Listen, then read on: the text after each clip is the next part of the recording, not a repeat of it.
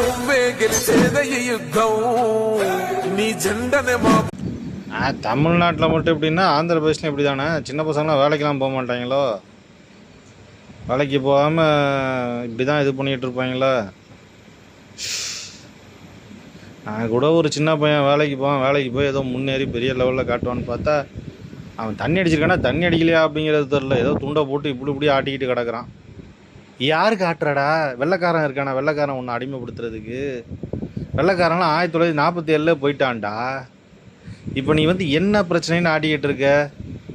இல்லை இங்கே அந்த நீ ஆட்டிக்கிட்டு இருக்கிய அந்த ஜெகன் மோகன் ரெட்டியா, அவருக்கு காசு பத்தலையா? இன்னும் கொள்ளடிக்கிறதுக்கா, காசு கொடுக்குறதுக்கா, வேறு ஏதாவது வழி இருக்கா அப்படின்னு சொல்லி பார்த்துக்கிட்டு இருக்கியா? நீ எவ்வளோ சம்பாரிச்ச நேர்மையா? நீ எவ்வளோ உங்கள் அப்பா அம்மாவுக்கு கொடுத்த? நீ ஏதாவது வீடு கட்டினியா சொந்த உழைப்பில்? அதை பற்றி ஏதாவது பேச தெரிஞ்சுக்க ஆசை.